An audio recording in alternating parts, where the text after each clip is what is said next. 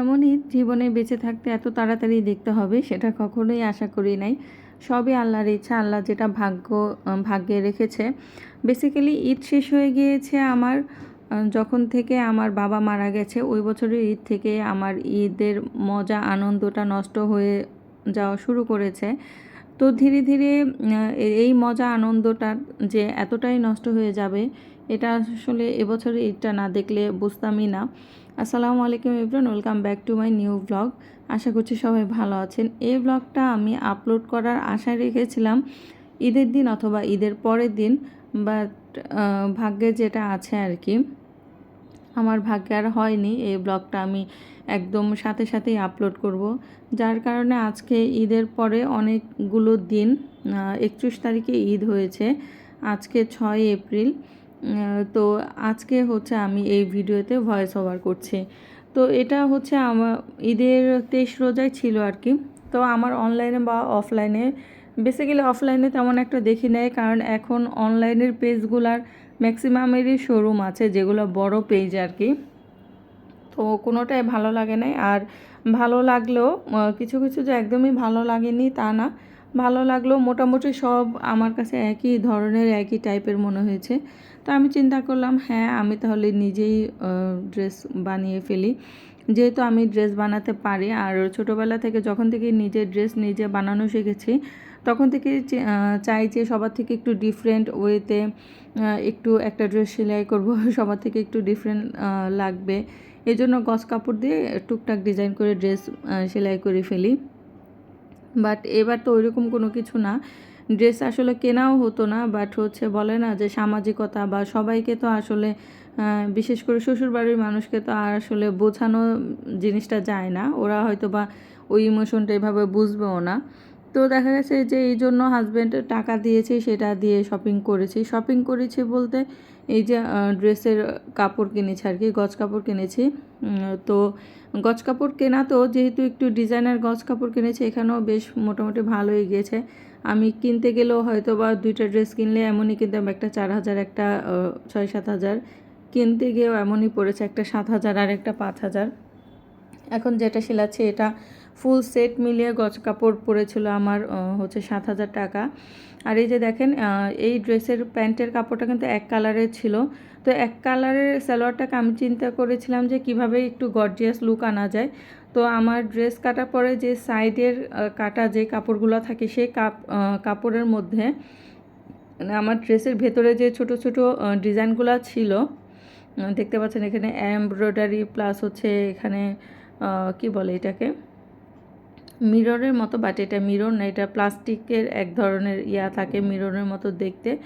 তো ওইরকম ছিল আর কি। তো ওই মাঝখানের এই যে ডিজাইনগুলো দেখতে পাচ্ছেন, এই ডিজাইনগুলো কেটে কেটে আমি সালোয়ারের নিচে বসিয়েছি, যার কারণে সালোয়ারটা দেখতে অনেক বেশি গর্জিয়াস লাগছিল।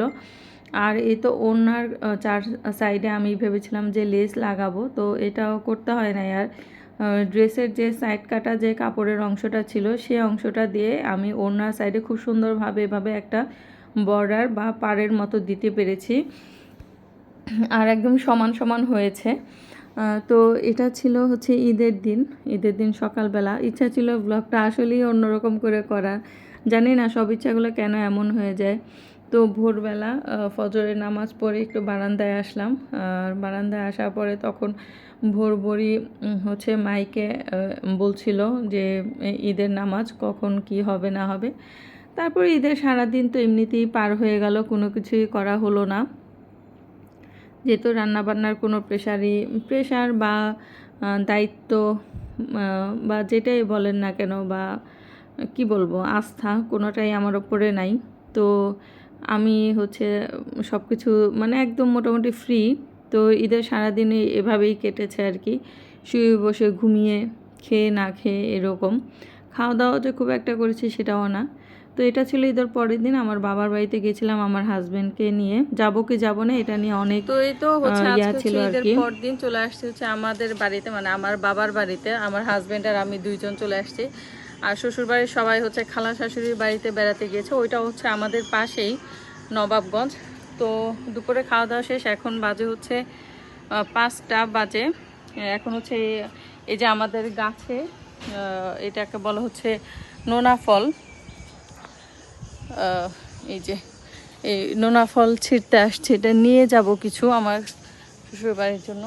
এই যে অনেকগুলা ফল আসছে, যেহেতু আজকে আমি চলে যাব তো ওইভাবে আর খাওয়া হবে না এই জন্য।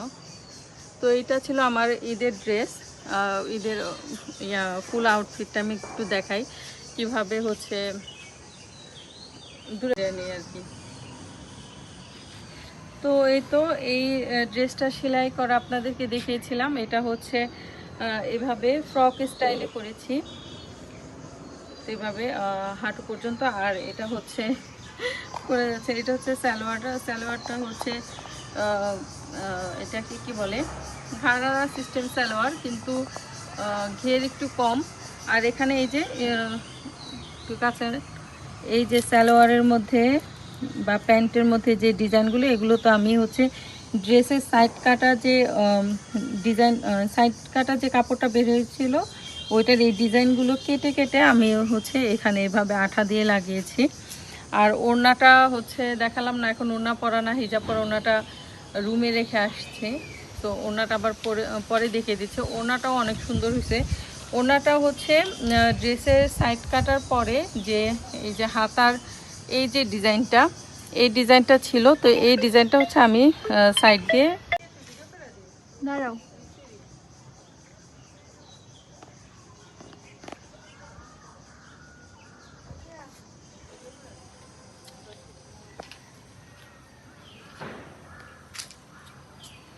তো এটা এখন হচ্ছে এই ফল দুইটা আমি নিব। এই যে এই ফলটা অনেক মজা, আমাদের গাছেরটা। আরো দুইটা নিব।